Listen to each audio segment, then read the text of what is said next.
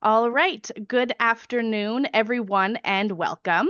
My name is Taylor, and I am DWDC's program coordinator. And today I am joined by my colleagues Kelsey and Amanda. We would like to begin by acknowledging that the land on which we gather here today is the traditional territory of the Wendat, the Anishinaabeg, the Haudenosaunee, Métis, and the Mississaugas of the Credit First Nation. These nations continue to experience ongoing colonization and displacement. Today, Toronto is covered under Treaty Number 13 and the Williams Treaties. Dying with Dignity Canada is also mindful of the broken treaties that occurred across Turtle Island and recognize our responsibilities as treaty people to engage in a continuous process of truth and reconciliation with all peoples across the land. I am thrilled to welcome you today. Through our webinars, we aim to provide you with information and key takeaways, as well as to create a space for conversation on end-of-life topics alongside the professionals that know them best. Before I welcome today's speakers, I'd like to quickly go over a few housekeeping items. So everyone on the call today is muted. However, there will be opportunities to submit your questions. To do so, please type out your questions into the question bar on the Zoom side panel or perhaps on the bottom panel, and we will read it out to you at the end. Please try to keep your questions as concise and clear as possible. While we are going to try to get to as many audience questions as possible, unfortunately, we may not have the time to get to everyone. If you have any outstanding questions or questions that are more personal in nature, please email us at support@dyingwithdignity.ca and we will follow up with you. This session will be recorded. And if you'd like to make sure that you receive our regular updates on upcoming webinars, events, and advocacy initiatives, make sure that you're subscribed to any of the social media platforms you can see here on your screen. We'll also be including a link to sign up for the DWDC newsletter in the chat. And now, to introduce all of today's speakers, we will start with Susan Greer. Susan is the Executive Director of the Natural Burial Association, a volunteer organization that is dead set on bringing natural burial grounds to Ontario and ensuring that everyone has an option which heals the earth and aligns with their values. Colin Banesh is a third-generation funeral director, licensed in 2018, with 8 years of experience serving in the Victoria community. Passionate about sustainable end-of-life care, he actively advocates for legislation change to legalize and promote greener alternatives, including aquamation, natural organic reduction, and green burial. As part of Earth's Option, Colin supports families through a mobile funeral service, providing compassionate, informed, and pressure-free arrangements in the comfort of their own homes. Jenna McNaughton is an experienced funeral director with a decade in the funeral service industry and 8 years as a licensed professional. She serves on the Funeral and Transfer Service Advisory Committee with the Bereavement Authority of Ontario and volunteers with Humber College's Funeral Service Education Program, assisting students with mock arrangements. Jenna has been with A. Miller George Funeral Home in London, Ontario for nearly 5 years and brings experience from roles across the Greater Toronto Area, Georgian Bay, and Northern Ontario. And last but not least, we have Debbie Petit, who has been dedicated to the funeral service profession for 25 years at A. Miller George Funeral Home, a family-owned and operated establishment celebrating its 90th anniversary this year. In addition to her role at the funeral home, she also works with its sister company, Cremation London and Middlesex. As a funeral pre-planner and aftercare specialist, she is passionate about guiding individuals and families through their end-of-life planning with care and compassion. Outside of her professional work, Debbie enjoys traveling, particularly to Newfoundland, and cherishes her time with her 2 daughters and 7 grandchildren. Thank you so much to all of our speakers today for joining us. We're so pleased to have you. We will be distributing a few polls to our audience throughout the interview, so please keep your eyes peeled for those. And I will now pass the floor to Amanda to get us started with the interview. All right. Thanks so much, Taylor. And everybody, thank you so much again for your time and for joining us. Let's go ahead actually and get started by checking in with our audience about how we feel about death. So in just a moment, you will see a poll show up on your screen, and you'll have the option to submit your answer. on that screen, and you can choose to submit. And afterwards, we are going to share the results for you. So we'll give about 20, 30 seconds for everybody to go ahead and put in their answers. And I'm actually already watching here. We have quite a lot of folks who are answering at a rapid pace. So thank you so much, everybody. Everybody's ready and raring to go. I love it. So we'll just hold off for about another 10 seconds here, and then we're going to go ahead and share the results. So for those who are joining by telephone or who might be sight impaired, the question is, how do you feel when you think about your own death? And there's a couple of options. So some folks answered at peace. I've accepted it as part of life. Anxious. I don't feel comfortable thinking about it. Or uncertain. I haven't given it much thought. So we're just going to wait another 10 seconds here, and then we'll go ahead and close that poll and share the results with everybody. Okay, let's go ahead and close to share. Okay, so we can actually see this is wonderful to take a look at, but we have about 85% of participants saying that they feel at peace, that they've accepted it as a part of life. Then we have about 6% who say they are anxious or don't feel comfortable thinking about it. And then the following 9% who are uncertain, haven't given it much thought. And just before we start with the interview, any comments from anybody here on the panel here? What do you think about that? Does that surprise you? Does that seem expected? I'll chime in. I think that this might be a very select audience, the kind of audience that would come to learn more at Dying with Dignity are people that have given it thought and are comfortable, who kind of recognize we can't have life without death, because I'm pretty safe to say, I'm sure my colleagues would agree, does not reflect the norm. So kudos to the people out there for appreciating its necessity, really, death's necessity. Yeah, absolutely. Okay, well, thanks everybody for submitting your answers for that poll. Like I said, we will have a few more as we continue to go, so keep your eyes peeled. Let's go ahead and start with the interview now. And anybody who wants to start, please feel free to jump in. Can you share a little bit more about your background and what brought you into your line of work? Awesome. Yeah, I'm Colin, why happy don't to you go jump ahead? Yeah. in. No worries. Yeah, so my name is Colin Benish. I got into the funeral industry just a little over 8 years ago now. My father's a funeral director. My grandfather was as well, and so I kind of followed suit as the family business. But I really found a deep passion for green alternatives and finding different ways of disposition that is better for our environment and better for our community. So I've kind of taken that on as my career accomplishment and goal is to make sure that this is spread across BC and hopefully rest of Canada, and really give options to people, because I think the more options is important for people to make important decisions. Yeah, absolutely. Thank you, Colin. Susan, do you want to go next? Sure. Well, this isn't a business for me. This is a volunteer gig. I was homesick several years ago, heard about natural burial on the radio, and I was like, oh my gosh, that's so obvious. We need this. This is what I know. We know, no brainer. I'll just phone the Urban Planning Department of Toronto, and I'm sure they'll get on it right away. So 8 years later, I'm still at it.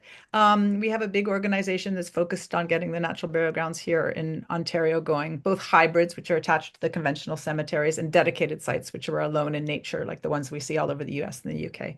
So it's just one of those, like, you have those light bulb moments where you think, oh my gosh, this is such a beautiful thing, got to do it. Yeah, absolutely. Thank you. So, Debbie, Jenna, you're sharing a screen today. So, Debbie, if you could just wave your hand first so the audience can know who you are. Okay, great. And Jenna, wave your hand. Okay, just the same question for you. Why don't we start with Jenna? Jenna, can you share a little bit about your background and kind of what brought you into your line of work? I got interested in being a funeral director when my great grandmother passed away, and I was able to go to her funeral. And it was actually the embalming that got me interested in becoming a funeral director, because she had been sick for quite a while, and seeing her at peace in her casket made me talk to the director and find out more. And then from there, I did 2 co-ops in high school, and went on to go to Humber. So I really enjoy what I do, and it is a great career. Yeah, absolutely. Debbie, same question for you. A little bit about your background and what brought you into your line of work. Okay, well, for me, I was in the banking industry for 20 years. I was in the mortgage department and decided to make a major change. So I know this was really major. So I've been with, as you said, with the funeral home 25 years, and I do the pre-arrangements and the aftercare. And in 2013, Humber College came up with a license for funeral pre-planners. So I Hmm. graduated with the first class of 2013. Wow. So yeah, it was a big change from banking, but I love it. It's so rewarding. Yeah. Thank you. Okay. So we're going to talk a little bit first about conventional burials or conventional cremation, if you will. So Debbie, Jenna, feel free to jump in where you'd like. But can you share a little bit more with us about what your conventional burial or a conventional cremation entails? Mhm. So, typically, a traditional burial would refer to the burial of a casket, but it can take different forms. So, some families choose to have, a visitation, whether it's a day prior or same day, and then a funeral service, and then burial.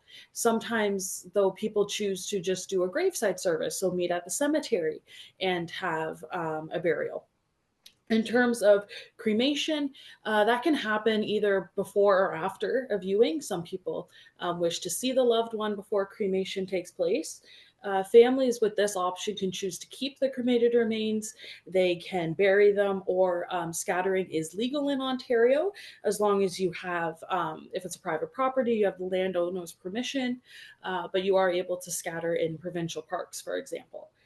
Regardless of whether people are choosing traditional burial or cremation, the process starts with meeting with a licensed funeral director to go over the government paperwork, discuss embalming if that's something that the family wanted, choosing a casket, possibly writing an obituary, and then completing all the paperwork.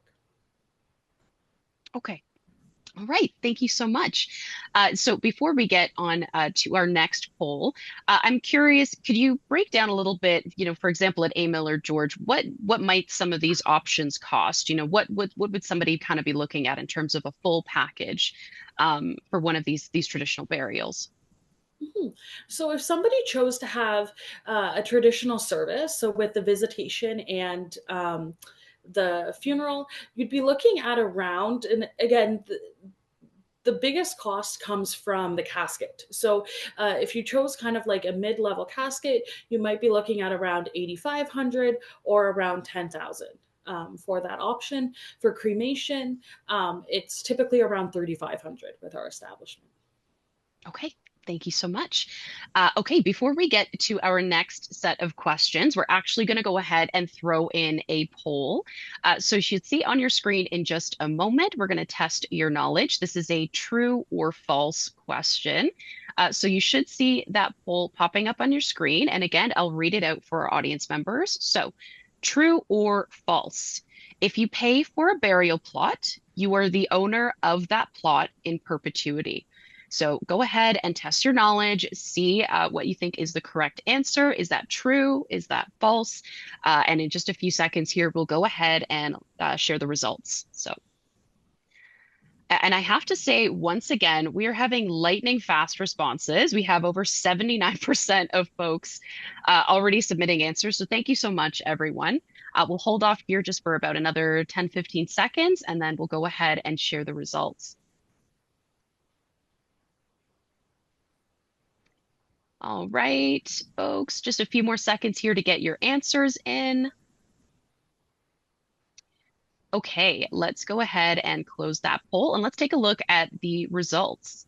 So we can see here that about 56% of our attendees said that this answer was true. So if you pay for a burial plot, you are the owner of that plot in perpetuity. And about 44% said that this was false. So Debbie, Jenna, can you give us the answer? It's true. In Ontario, you don't own the land, but you do own the interment rights to be buried there. So, which remain valid for you and your heirs forever. Okay, fantastic. Thanks everybody for submitting that for your poll. So let's switch gears a little bit now and talk about the alternative methods of body disposition. So Colin, I'm curious, can you explain what aquamation is? Is it available in all provinces in Canada? What does a service like this cost? That sort of thing. Yeah, definitely. So as of right now, aquamation is only legal in Saskatchewan, Quebec, Ontario, Newfoundland, and Northwest Territories. So it just really depends on the jurisdiction you live in. It's also legal across 30 US states, not the other 20. So the basic components of aquamation is you're getting the same end result as flame cremation. You're getting cremated remains back, which is bone, and that's done through a water process instead of a flame process. So the end result's the same for families. They get a little bit larger volume of cremated remains, but it's a more gentle process that's not burning fossil fuels and bringing emissions into the atmosphere that aren't necessary. So it's got a lot of positivities for the environment and for the community. It's just a matter of getting it legal across all provinces in Canada. Yeah, absolutely. And just as a follow-up, could you maybe share a little bit about what a process like this might cost? And again, kind of what does that full package look like? Yeah, for sure. It's kind of a hard one to kind of pinpoint because it's not legal in BC where I'm at right now, so I don't really have it available to give full price comparisons. But it's comparable to flame cremation. So I would Hmm. expect about $3,000 to $4,000 per aquamation would be the average once it's legal in BC. Hmm. That might be a little bit high for area, it might be a little bit lower, but it will very much depend on the community, how popular it is, right? If higher demand will increase the cost. So a lot of factors to be up in the air, but I know in Ontario there's only a few funeral homes that offer it, so they'd Hmm. probably have a higher price than their traditional flame cremation because it's more of a specialty offering. Yeah, absolutely. Okay. Thank you. Okay, audience members, we're going to go ahead and start our next poll here and test your knowledge on aquamation. So we're going to go ahead and launch that poll. So you should see it popping up on your screen. And this is question number 3. So the question says, true or false, do you need to purchase a casket to be cremated in? So this is a question for aquamation or traditional flame cremation. And we'll hold off for just a little bit here and let our audience members answer.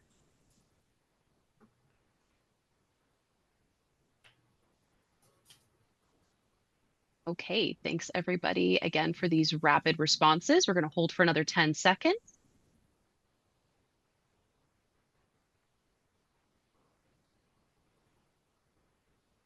Okay, and we're just going to hold off for a little bit longer. Perfect. Okay, let's go ahead and end the poll and share the results. So again, the question was true or false? Do you need to purchase a casket to be cremated in? So 27% said that this is true, and 73% said that this is false. So you know what, Colin, Susan, Jenna, I'm kind of curious, what's the answer? It's true. There you go. It's true. For cremation, aquamation is different, but for flame cremation, it's true. Yeah. Yeah, Jenna nailed it exactly. So aquamation is technically the body should be wrapped in a shroud or some sort of clothing, but they don't need to be in a physical vessel to be acclimated. So it removes the casket costs of things, Mhm. but at the same time, for dignity, we like to have the body wrapped in a shroud. So I know a lot of the funeral homes that are performing aquamation, they do shrouding of the body instead. All right. Thanks so much, audience members. And thank you, Colin. So, Susan, let's talk a little bit now about natural burials. We just talked about aquamation as a kind of green alternative, but I'm wondering in general if you can describe, what is a natural burial or what might a natural burial look like? And is it available in all provinces and territories of Canada? Sure. Natural burial is, first of all, I want to say it's nothing new. It's been done for time immemorial and is still practiced today by Muslims and Jews in particular. And it is available across the provinces and territories as long as there's a cemetery that says you don't have to have a vault. And that exists almost everywhere. And once that's in place, the other factors can come into play. But when we refer to natural burial in the vernacular now, it usually means natural burial in a natural burial ground. Mhm. And that's a little different. Do you want me to describe what that is? Yeah, Or absolutely. so, a natural burial and a natural burial ground, the body is wrapped in a biodegradable shroud or in a biodegradable casket. And these are usually very modestly priced. And they're lowered into the ground at about 3.5 feet, not the 6 feet under that we hear about, because that's where all the rich microbial activity takes place and the nutrients from the body are giving back to the soil. And there's no vault, and the body is not embalmed. Mhm. Then on top of the soil, that's what makes it really special. The land is returned to its natural ecohabitat, wild grasses, trees, what have you. And the marker is very modest. It's either a small, modest stone, or perhaps there's a communal marker, like a big boulder with everybody's name on it, or there might be no marker at all. Legally, you can must always be able to tell the family where their loved one is, Mhm. but that can be done through GPS or other means. So when you look at this cemetery, a natural burial ground, you're going to see a meadow, a fields, or a forest. Yeah, wonderful. Now, I just want to check in just in case our audience is not aware. Could you explain a little bit about what a vault is or why it's necessary in sort of your traditional kind of burial setting and why it's not required for a natural burial? Well, at the conventional cemeteries, it really helps them if they have a vault because then it keeps the land really flat, so it's easier to maintain because they're mowing it constantly and they're having to go around the tombstone, so it really helps with the maintenance. Hmm. And also, when things shifted, like it used to be, settlers and indigenous peoples were buried naturally. Um, and that was like part of the cycle of life. But as the industry became more commercialized, there was this idea that you want to be separated from Mother Nature. Like there's a vault company whose motto was "Your last defense against Mother Nature." So then that the idea that you wanted to be preserved for as long as you possibly can gave those people comfort. So you've got a big hardwood casket or metal casket, maybe hermetically sealed, and then you've got a vault. So people found that comforting that in fact they're protected from Mother Nature, sort of the opposite of natural burial, which is embracing Mother Nature. So that would be the reason for it, both technical help for the cemetery operators and hands off Mother Nature. All right. Thanks so much for that, Susan. So just as I mentioned before, we're going to go ahead and start with a poll here. So you'll just see it launched on your screen in just a moment. And this is a true or false question. So again, I'll read it out. If you have a green or natural burial, you cannot have a grave marker or a setting for loved ones to visit. So go ahead and say true or false. And again, we'll hold off for just a few seconds here and see what our audience members answer. And not to provide a little bit of help, but the answer was already given in the session by one of our speakers. So let's see if our audience members have been paying attention. All right. And again, I really just have to say, wonderful, wonderful audience today. I have never seen such lightning fast poll results. So thank you, everybody. All right. Let's go ahead and end the poll and share. So let's go ahead and take a look. So true or false, if you have a green or natural burial, you cannot have a grave marker or a setting for loved ones to visit. So 91% of attendees said false and 9% of attendees said true. Susan, you mentioned a little bit about settings or a grave marker or some, little piece. Is it possible that there are some burial grounds that don't permit for a marker or a setting, and you just have to rely again on alternative methods? Yeah, every cemetery sets their own bylaws. So there's no rule across the country. The idea with natural burial is A, to be as uninvasive as you possibly can with nature, but also that the legacy you're leaving for future generations isn't just that 8 by 3 plot. It's all of that land that's being restored, whatever the size of that cemetery is, that 50 acres, that 100 acres, and all of the neat restoration projects that are taking place there. You're part of all of that. and you could arrive and you could ask where your loved one is, but it's you could picnic anywhere. You could walk through the walking paths anywhere. That's the whole idea. And surprisingly, in the natural burial grounds in the United States where they have the option marker or no marker, most people just say, yeah, I don't need a marker. Either, remembered in your people's hearts and heads or um, by other means. So that's Yeah. seems to be the way. It's hard to imagine all the billions of us on the planet will be able to be memorialized forever and ever and ever. Yeah, absolutely.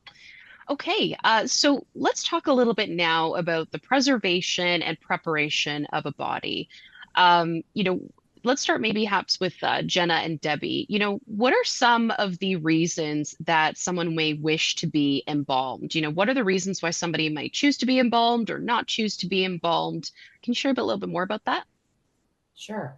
So, just to start out, embalming is not mandatory in Canada, but some of the reasons people may choose to be embalmed, it slows down decomposition, it allows for extended viewing periods, it allows people to travel distances with no time restrictions to say their goodbyes, and it restores a more peaceful appearance.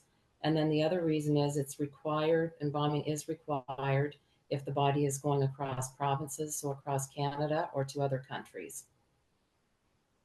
Okay, perfect. Thank you so And do you want me much to for say that. reasons for not being embalmed then Yes, too? yeah, that'd Okay. be great. So religious or personal beliefs, environmental concerns, a desire for a more natural approach to death and burial. Now, if someone's being cremated right away, quite often they don't choose to be embalmed. The only reason for cremation they may want to be embalmed if their body's being present for a visitation and a service and being cremated after, quite often they'll choose to be embalmed and then the cremation will take place after. Yeah. All right. Thank you so much, Debbie.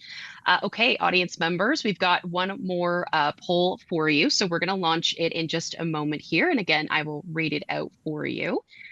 So we've got this question here. Have you made any preparation for your own body disposition after death? So some of the answers we have here is yes, everything is fully planned. I've done some planning, but still have more to do. Or no, I haven't made any preparations. So we'll hold off just for a few seconds here and let everybody get their answers in, and then we'll go ahead and share the results.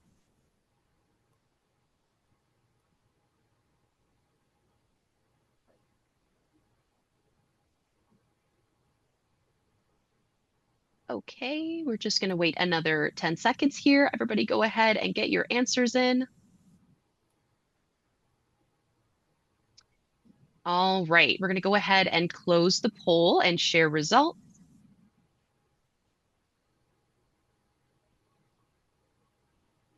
Okay, so we can see here that we had about 19% say yes, everything is fully planned. 47% said I have done some planning, but still have more to do.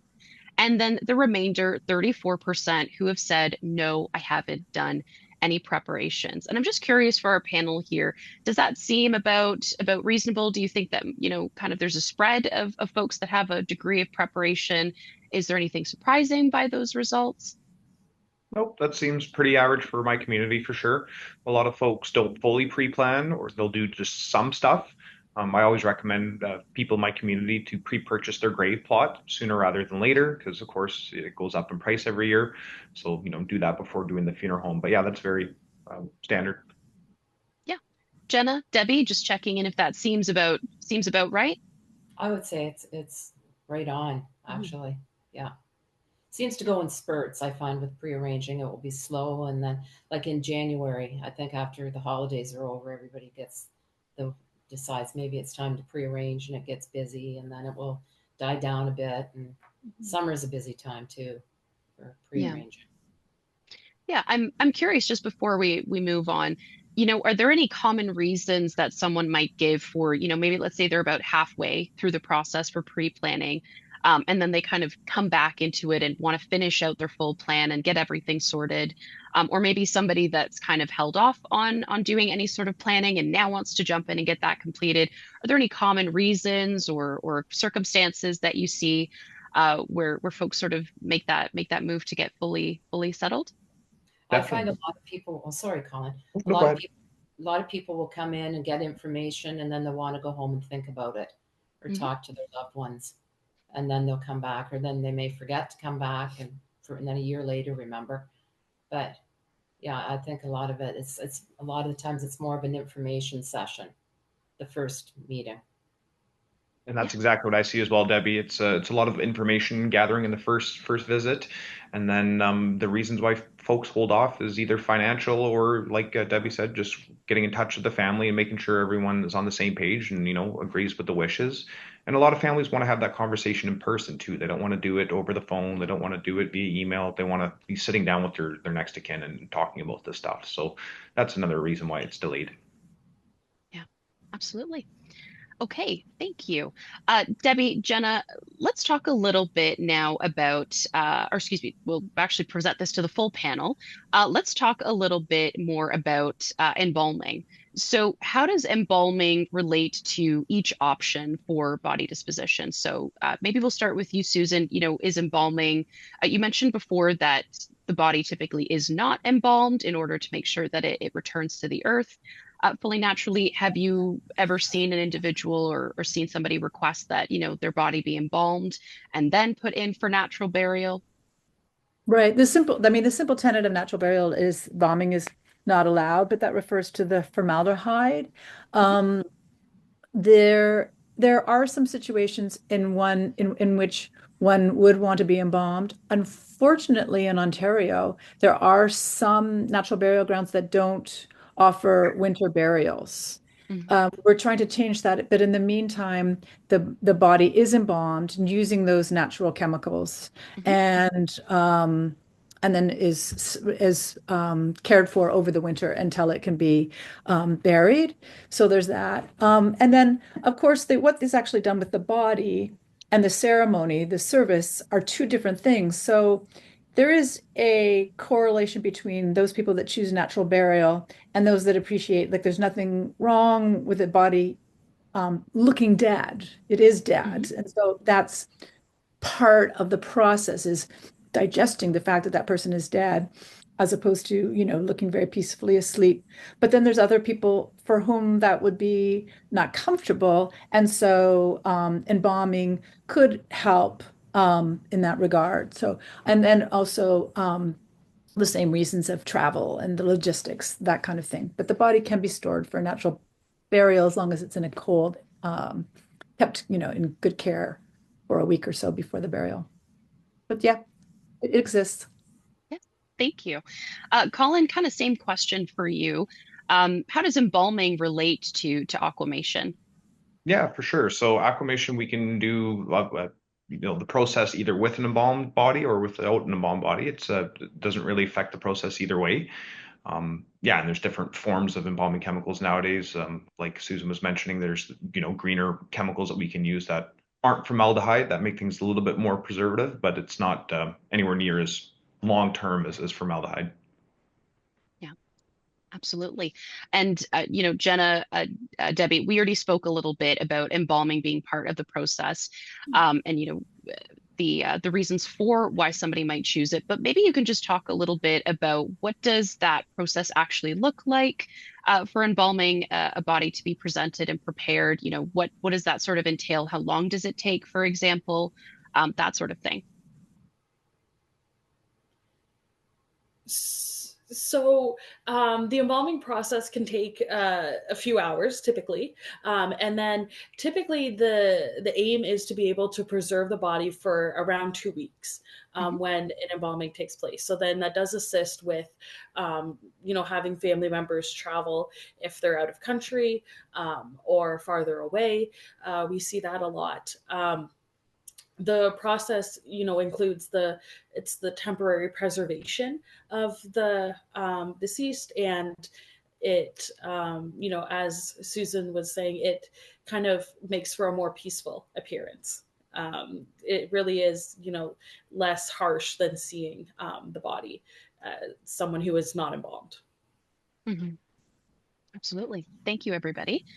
Let's talk a little bit now about, we just talked about seeing the body and, where it might be comfortable for some folks to see somebody who's more at rest or peaceful looking, and it's more comfortable for some folks to see what that person's literal dead body looks like and what that appears as. So my question is about open casket services. So maybe we'll start with Susan this time around about a natural burial. Is there the possibility of having a form of open casket? I know a casket isn't used in this case, but is there a way for, a ceremony or funerary services to have that similar effect of being able to actually go and visit the body of the deceased, and what factors kind of determine if that's possible or not? Yeah.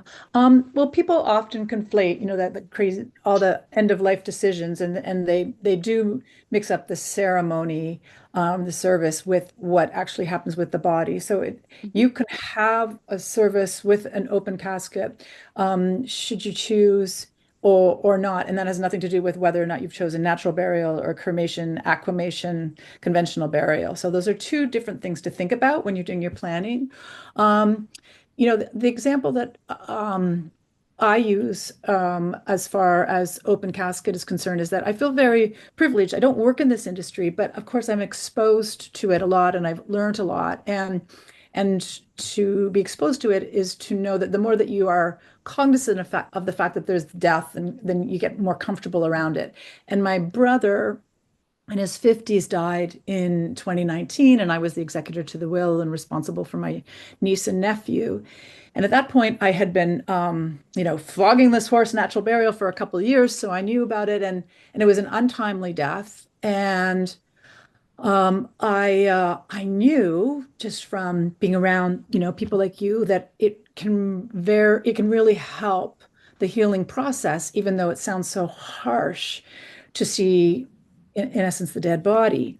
But I really, I didn't want it to be my decision. I asked my niece and nephew who were in their 20s, did they want the body to be embalmed? And they said, no. And then I said, did they want a view, Kevin? And they both said yes. And I should mention there is this thing called a minimal preparation where they will close the eyes and set the jaw and do enough so that it's not, they make it pleasant looking, but it's not as prettied up as a full embalming. And so that was done for Kevin. And my niece and nephew saw their father.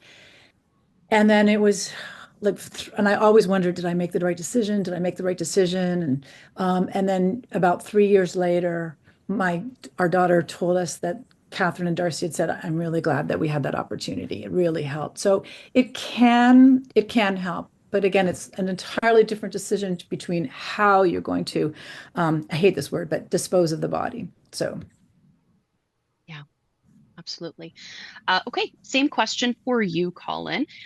Is there the possibility before a body is processed through aquamation to have an open casket, if you will, or visitation of the body?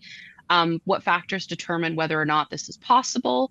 And, if you could share just some of the reasons that you've heard from families about whether or not they want it to be, open casket again, as you might refer to it, or closed casket. Yeah, definitely. So it's like Susan said, it kind of the question crosses all forms disposition there. Viewings are always possible. It really is, unless it's a real traumatic passing, the viewing should always be possible. With green burials and aquamation, if there's no embalming, sooner rather than later is important. So within a week of passing is really important to make sure we do that. If we embalm, of course, we can delay that timeline, and then it removes green burial as an option. But yeah, I find a lot of folks, folks do view quite often. It's becoming maybe a little bit less in my community with the popularity of MAID and the way that the death process has changed. People have more time with their loved ones in healthcare facilities, so they don't want to have that extra time at the funeral home. They just spent 3 weeks with them in hospice, right? So Mhm. folks are finding less viewing for that reason, but that would be the only reason I see that the numbers are going down a little bit. Yeah. All right. Thank you so much. And Jen, I saw you kind of nodding your head as Colin was touching a bit on, the maid experience and folks not necessarily needing to view the body after death has occurred. So maybe we'll start first with, can you speak a little bit about open casket services and, what factors determine whether or not it's possible? And then you can touch a little bit on maid if you'd like to. Mhm. Okay, so with an open casket, it can depend on the condition of the body, such as what the cause of death has been. And an open casket provides the loved ones to say a final goodbye and have closure. But then for the closed casket, some of the reasons that they may want the casket closed could be for religious or cultural beliefs, privacy concerns, or if the body is not in preservable condition, or they may prefer things just to be more private. Is a reason that they may have it closed. Yeah, absolutely. And just as a follow-up, I'm curious, has A. Miller George Funeral Home ever, assisted somebody that had had a medically assisted death, or, have you ever worked with somebody that intended to start the maid process and have their funeral at your home? Well, my husband did. My husband had made, sorry, Jenna, in 2018. So yes, he wanted to have it at the hospital, or sorry, have it at home, but he wanted to donate his organs, but because of what he had died of, his organs, they couldn't use his organs, but they did use the corneas out of his eyes, so he was at the hospital.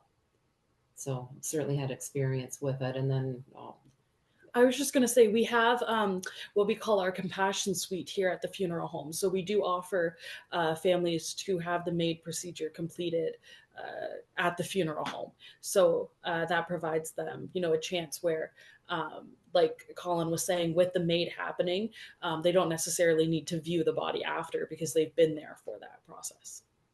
Yeah, absolutely. Okay. Thank you so much. So let's see what we've got here for our final question.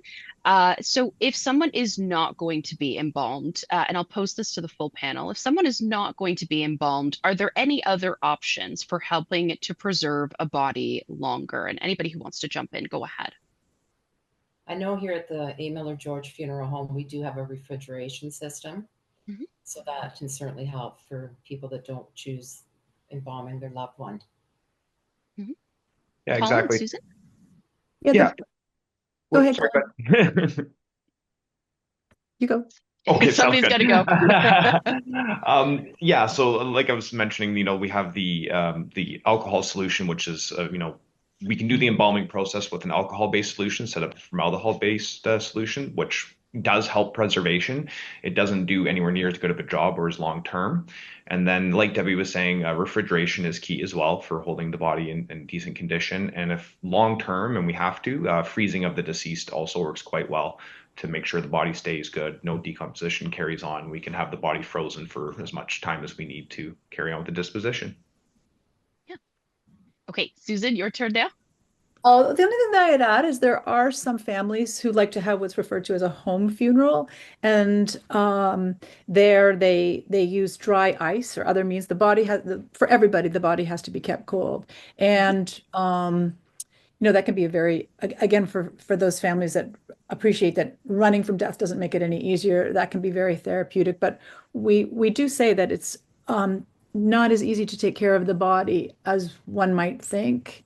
And there's the funeral homes do play a fantastic role in taking care of the body and all the paperwork that we have to do. So their natural burial and home funerals aren't necessarily overlap, but there is a little overlap. And so in that case, it's all about learning beforehand all the care that needs to be done and cleaning and preparing the body and caring for it in a cold environment. Okay. Thank you. All right, before we get to our last interview question, we have one last poll. So I'm going to go ahead and share it on our screen. Everybody will see in just a moment. And just like all of the others, I'll go ahead and read out the question. So this question asks, what is most important to you when you imagine your own funeral? And we've got several answers that you can choose from here, but I'll read off just a few of them. So someone, for example, might select that my religious or spiritual beliefs are practiced and respected throughout the ceremony and burial, or that my body is placed somewhere my loved ones can visit, or keeping costs as low as possible, or that the burial and ceremony is natural or eco-conscious. So those are just a few of the options we have listed there. We're going to hold off for about another 20 seconds to let everybody submit their answers, and then we'll have our panel reflect and we'll share everyone's responses.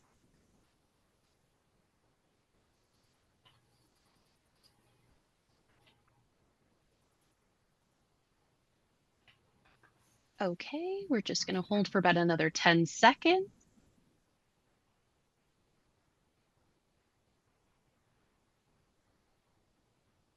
All right, I'm going to go ahead and close the poll and share results. So we can see here that there's actually quite a distribution. So in the majority, about 33% of attendees said that the burial and ceremony is natural or eco-conscious. Then following at 19%, folks said keeping costs as low as possible. And then afterwards, we've got that my body is placed with my deceased loved ones. So that could be a spouse, a parent, sibling, a child.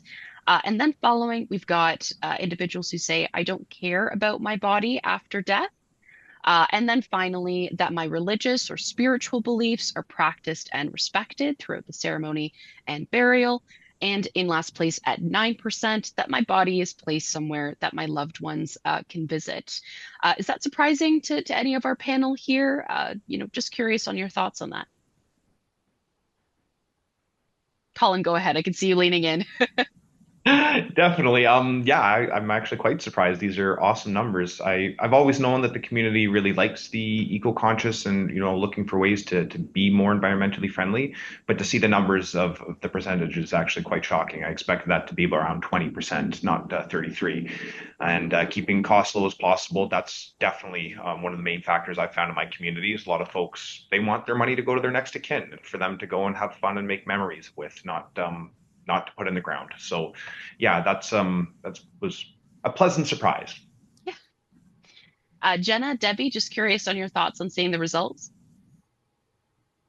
I would agree with Colin, definitely on the one about the expenses. Mm-hmm. Definitely. Yeah, absolutely. And Susan, just checking in with you as well. Any of these results surprising or as expected? No, not at all.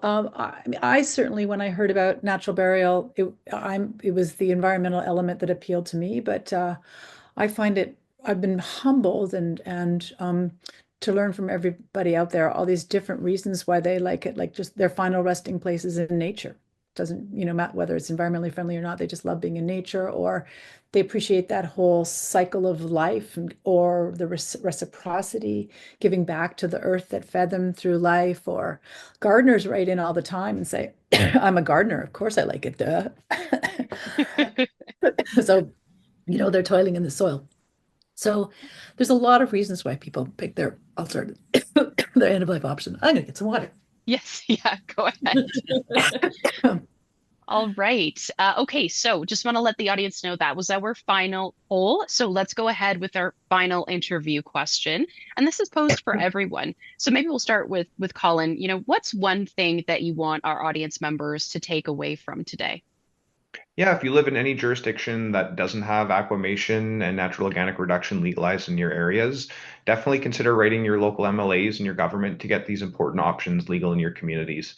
There's you don't have to agree with them, but to have the option to every person in your community is super important. And if we can find ways to lower our carbon emissions, especially through final disposition, we should do so. Yeah. All right. Well said. Wow. Jenna, Debbie, the same thing. What's one takeaway that you want our attendees to leave with today? I think it's really important to speak with your loved ones about your wishes.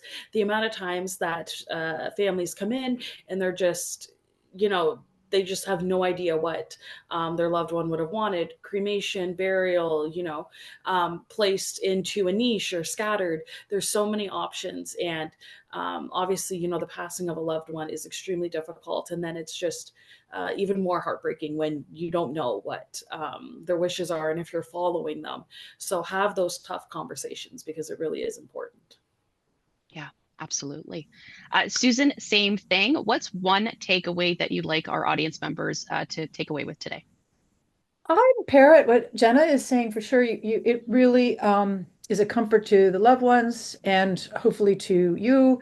If you have done some pre-planning, you don't have to put money down, but given it some consideration, jot your wishes down. And the important thing to don't put them in your will. You can put them in your will, but wills are often read after the body is taken care of. So make sure you share your wishes with somebody that you can trust.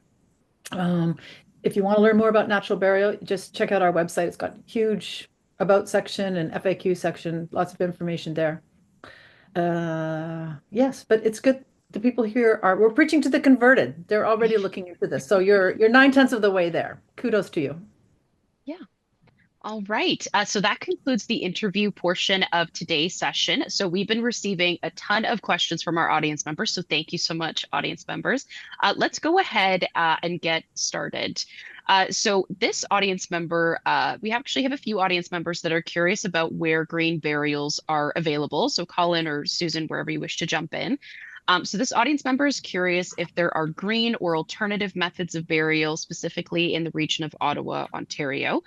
But then another audience member was curious about the province of Alberta or Manitoba. Go ahead, Susan. Okay. Ottawa, yes. Near Ottawa, Green Valley, Ottawa, Green Burial, Ottawa Valley Society. They're so dynamic, and they have got a natural burial. It's a co-op, and they've got a natural burial going in Loxley Cemetery. Amazing group, just lovely, lovely people. Your body would be so well taken care of. That was Ottawa.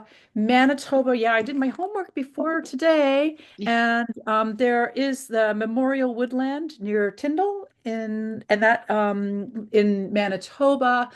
In Alberta, definitely one in Edmonton, and I think there's also one in Calgary and BC. Oh, of course, BC are always the trailblazers. You can't, swing a dead cat without hitting a natural burial ground in BC. The first one in all of Canada, modern day natural burial ground is Royal Oaks, near Victoria. They're up and down the coast. Yeah, they're all over. Thanks for doing your homework, Susan. Colin, anything further to add from maybe perhaps the BC perspective? Yeah, Susan nailed it. Royal Oak was the pioneers for it. They did an amazing job. They do true natural green burial, so it's the full body goes in the soil, communal headstone, and that's it. They plant plants on top of you. You become a forest. Salt Spring Island also has a really cool green burial option as well. They have a conservation burial site, so the actual forest is under the Conservation Act, so it's extra protected, and it is lovely. And that's more to the style Susan was explaining earlier, where it's shallower graves, more natural. That's Salt Spring Island. It's a beautiful spot. Even if folks just want to go and take a tour, definitely recommend it. It's a wonderful area. Yeah. Okay. Thank you. Next question from our audience member, and maybe we can pose this to Jenna and Debbie. This audience member is curious if you have any information on how a body can be donated to science. So my recommendation would be to contact your local funeral home because they will know. So how it works is it's up to the university whether a person is accepted or not. So there is quite a few qualifications that the body needs to meet for them to be accepted. Or sometimes, unfortunately, the university is just doesn't have enough space for any more people to be accepted at the time that someone passes away. But your local funeral home will be able to get you in touch with the closest university that offers that. And as I always say, make sure you've got an alternate plan too. Yes. Because a lot of Yes. people think this is what they want to do and it's going to happen. But as Jenna said, it doesn't always. So have an alternate plan is the best bet. And there's a difference between anatomical donation of your whole body and donating organs. but there's way more people that want to do it than bodies that are received. So yeah, you need a plan B. Yeah. Yeah. Okay. Thank you both. Let's go to next question here, and we'll pose it to the panel. What, if any, are the environmental impacts of cremation? So, Colin, you talked a little bit about the burning of fossil fuels and traditional flame cremation. I'm just curious if you have any more information on what that environmental impact looks like. Yeah, definitely. So the carbon emission is quite high, as we know. But there's also things like different metals in the body, right? For different surgeries and fillings and things like that that are getting put in the atmosphere. There's also certain diseases that could survive. So there's common things to be concerned about.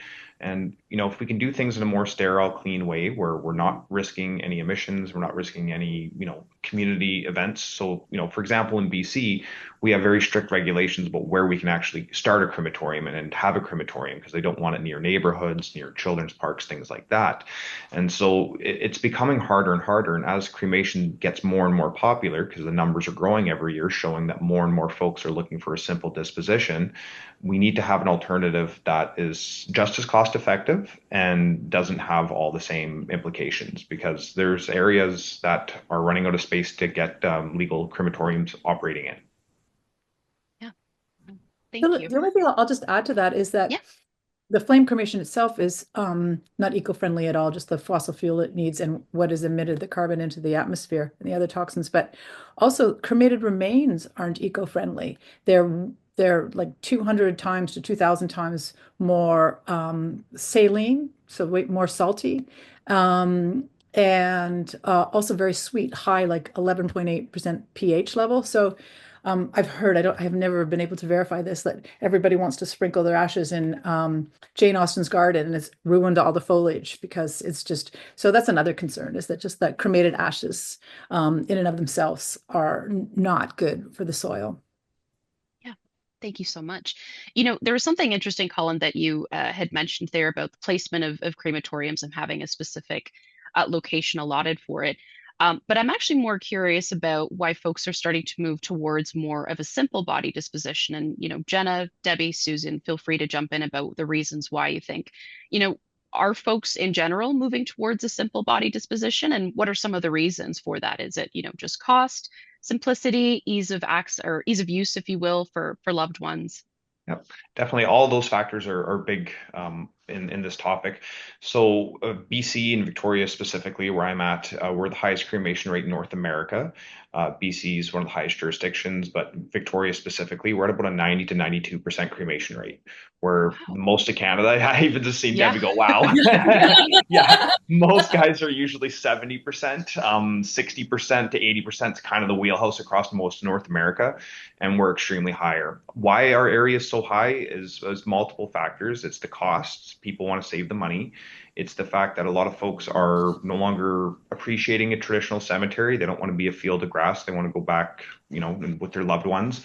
And we have a lot of folks who come and retire here and they're not from here. They don't have any roots here. So they want to send their cremated remains back home to their family with their regular plots to be interred in Ontario, Quebec, Saskatchewan, wherever they may be, right? So that's definitely a big factor. But yeah, I'd say cost and the fact that folks just have the ease of access. And with cremated remains, there's a million things you can do to honor your loved one. When you bury somebody, you just have a spot to go back to remember them. But with cremation, there's 10,000 things we can do with cremated remains to make it special for that family. Yeah, absolutely. Debbie, Jenna, I'm just curious if, what do you see for the breakdown of folks that want to go with the cremation versus a burial? And, what are some of the reasons perhaps that folks choose one over the other? Definitely cost. That's the biggest thing that I see. I think cremation here is about 70 to 75%. Mhm. All right. Thank you so much. And thanks, audience member, for that question. You know what, Colin, this one's just on aquamation, so we might as well just go jump right back to you. This audience member is curious about the impact to the environment with aquamation. Does the process pose any threat to groundwater, chemicals in the water, that sort of thing? Wondering if you could just touch on, what, if any, environmental impact aquamation has. Yeah, of course. So, long and the short of it is when the process is done, some jurisdictions that legalized aquamation have a process where they want the pH balanced of the effluent before it's put into the waste management system. That is totally reasonable. It's a more alkaline solution, of course, so it's going to be a little bit higher in the alkaline spectrum. So they want us to balance that out, make it more neutral before putting it into the waste management system. Because it's not legal in my jurisdiction, I've been going through a lot of these conversations with different levels of government, and our local waste management system is concerned about that as well. But with all the evidence that we have and all the studies that have been done, it shows that the effluent is safe, it is sterile, it is not going to pose any harm to anybody, and especially if the pH is neutralized, we're good to go. And that's kind of what I've been explaining to our local government, is that our current waste management is more acidic by nature. And if we have the effluent, it will actually help balance that out. But if they want us to balance it beforehand, we're happy to do so. Yeah. All right. Thank you. Next question here. So maybe Debbie and Jenna, we can pose this one to you. This audience member is curious, for the costs of a funeral at a conventional funeral home, if you will, are those costs set by a funeral association, or is it by, individual businesses? Does it vary by jurisdiction? What sort of factors into the cost of a cremation at your home or a burial at the home? Yeah, it definitely would vary by jurisdiction, even from, here in London to Toronto, a 2 hour drive, it is considerably more money, almost double. So I think it just has to do with the region. Like I mentioned before, the basic services that you need aren't necessarily what are going to drive the cost up. It's all the extras, things like obituaries. People are surprised that, it might be $500 for one day in a paper. Caskets can go up thousands of dollars, $6,000 just on a casket. Whereas a cremation container, we sell one that's $155. So, but it's not, prices are not set by an association or anything like that. It is each funeral provider that is able to set their own prices. All right. Thank you so much. Susan, this question is for you directly. This audience member is curious about, when you say natural burial grounds, where can you have a natural burial? Could this be your own backyard, cottage beachfront, a local park? Where are the places you could have a natural burial, and perhaps where couldn't you have a natural burial? Natural burial grounds follow all the laws of the local cemeteries. So, you need to be buried on a cemetery. There are some exceptions to that. For instance, I've read about a farmer in Alberta being buried on his private property, but generally speaking, across Canada, you need to be buried in a cemetery. And there's good reasons for that.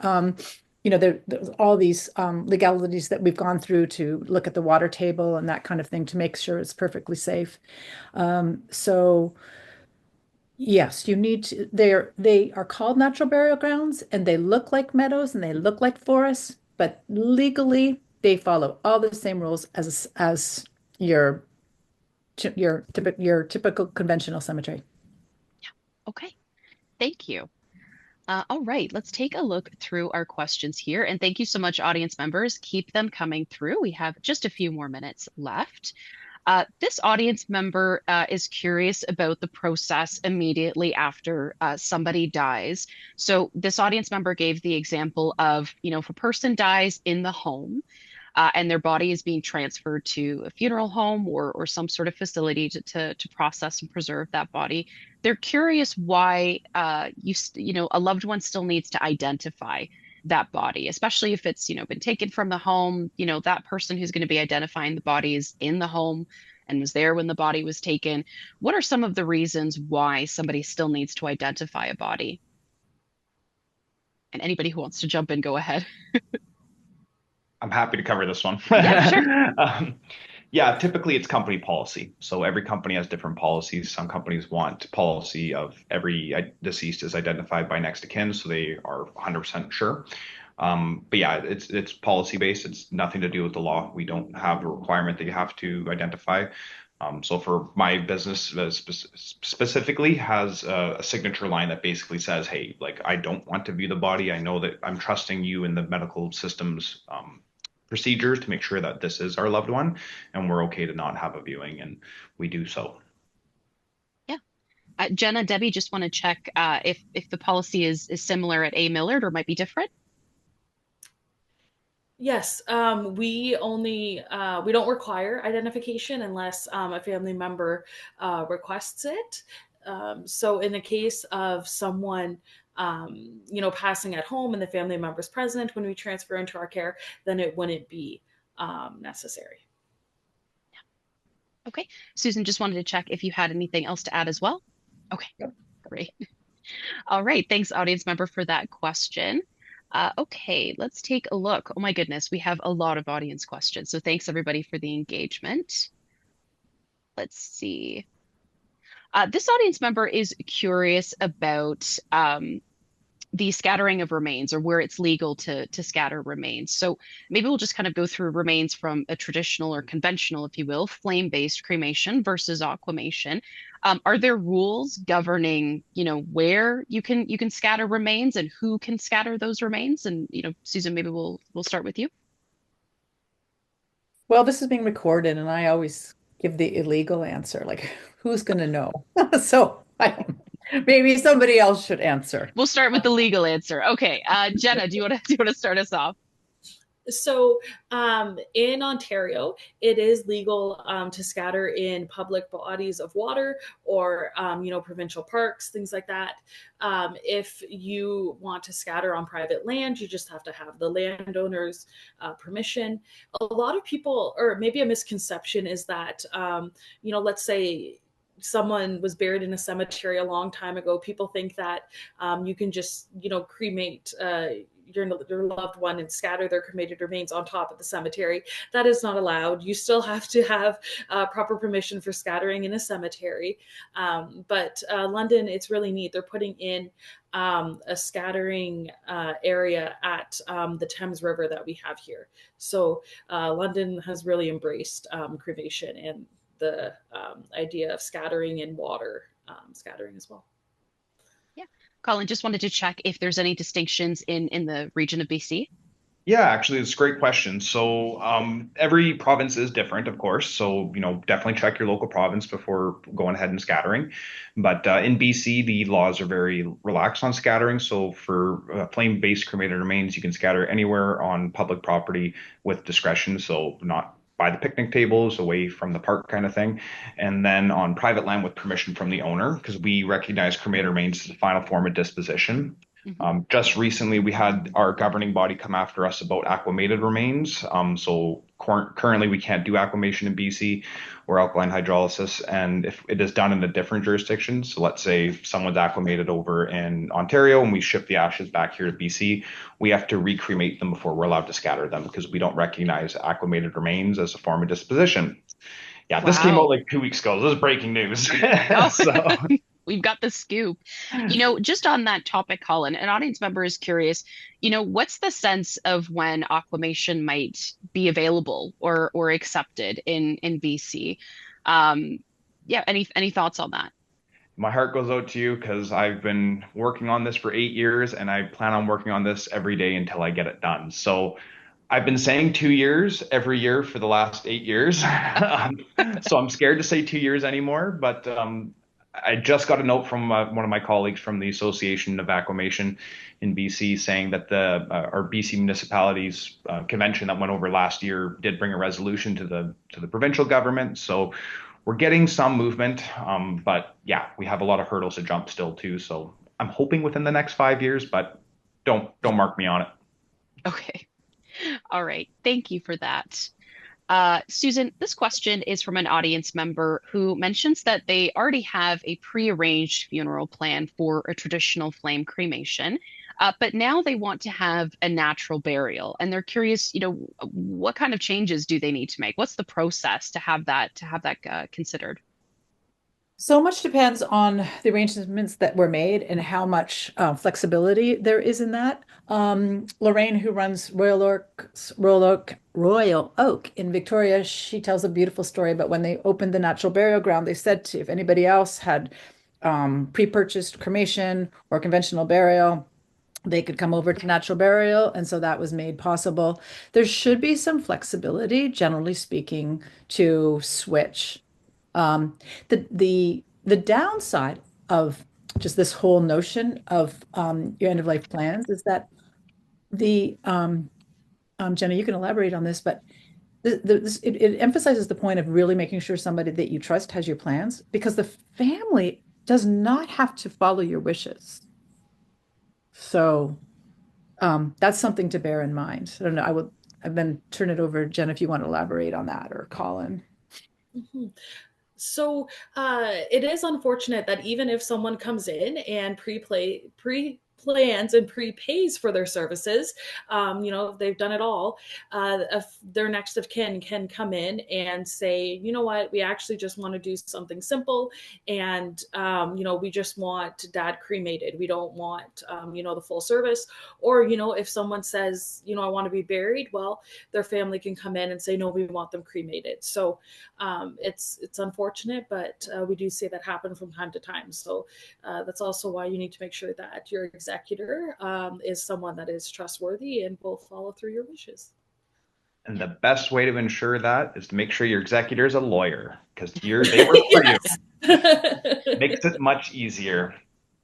And pre-planned funerals you can transfer them to other funeral homes. Yeah.